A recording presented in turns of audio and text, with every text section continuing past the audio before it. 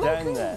Yes, James had decided that whichever one of us wasn't driving would have to be a passenger in the car that was being driven.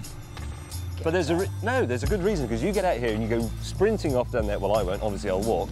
And there's a big plunger that you press, and that starts the demolition ball of death.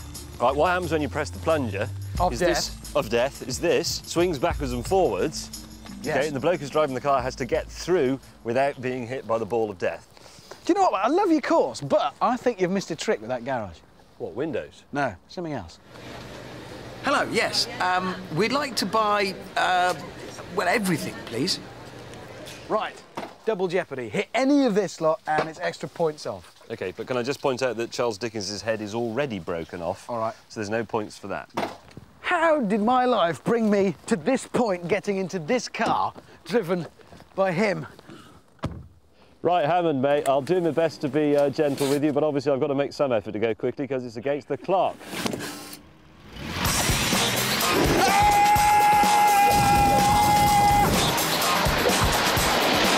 Oh, my God! Far too wide. What was that? No! What's the mean thing? That was completely wrong.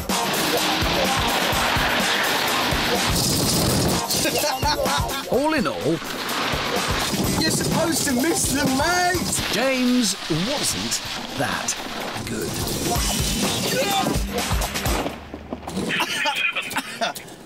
Sorry, mate. You are utterly useless!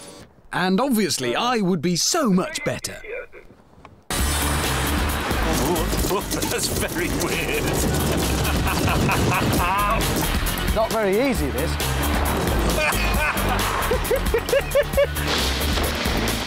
Now drive between the bollards, you half-wit. OK, James, I'm going to go for the garage now. He's doing it good. Well done. Brake, man! Brake!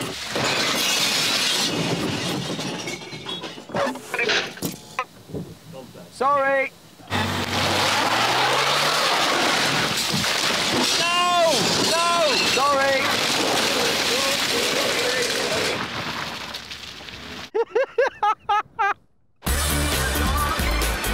Got to get you over to the caravan, which will be the work of but a moment. That'll do. I think we'll get that hitched up. Whilst the caravan was being hitched up, James took control of the plunger of death, which would release the ball of death.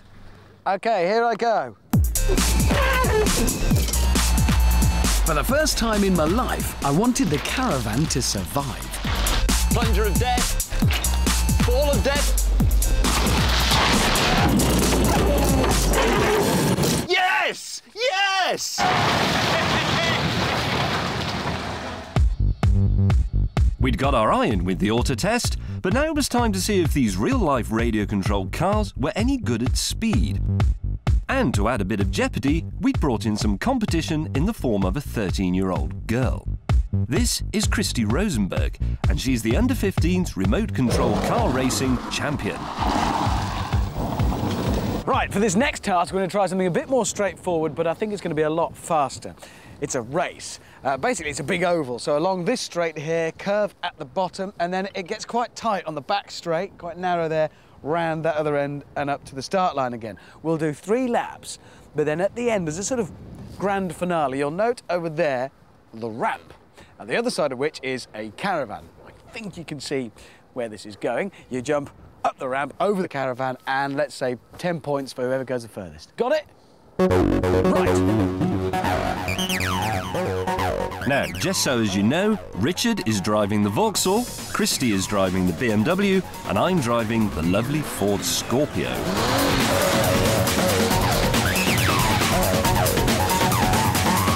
This is impossible! After just 50 yards, James brought my race to an end. Whoa, what have you done? You've destroyed my car!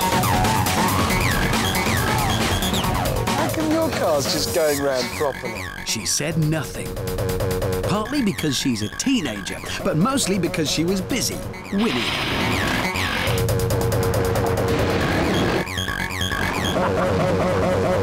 Now, Now, that might look like James in the lead, but in truth, Christy was coming up to lap. Again.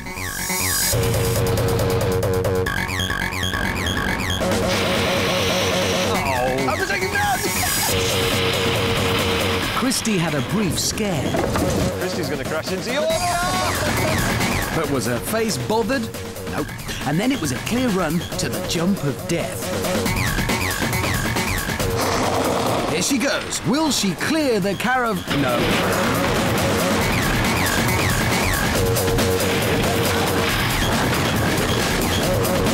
Never mind. Maybe James will clear... No.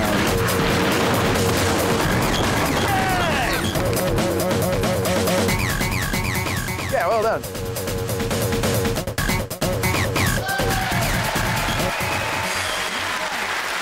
I have to say, though, wait a minute. No, look. You two were rubbish.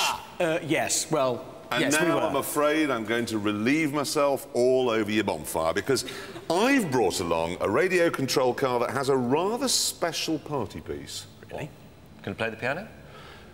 A bit better than that, James. OK? Can we dim the lights? Can we just get the lights down? OK, it's over there. If you look, it is a Vauxhall Astra VXR. Here it comes. Moving towards us now. And if you just watch carefully, you'll note that it has now taken off. It is flying. It's floating. No, it's not floating, James. It's flying. And there are no wires either. Before you say that, it has no wires suspending it. There is a man controlling that with a radio control thing. Amazing! I mean, have you ever seen anything like this in your whole life? That is a ton of Vauxhall flying round the studio over people's heads. I will explain to you how it works, OK? It's basically, it weighs 10 pounds, which is about the same as my Sunday joint, and it's full of helium and it's got 3 little fans on it that make it steer and move about. That is incredible. Is it expensive? Yes. It costs £5. It is 60,000 quid. Really? 60,000 quid and worth every penny. Ladies and gentlemen, That's a flying amazing. Vauxhall.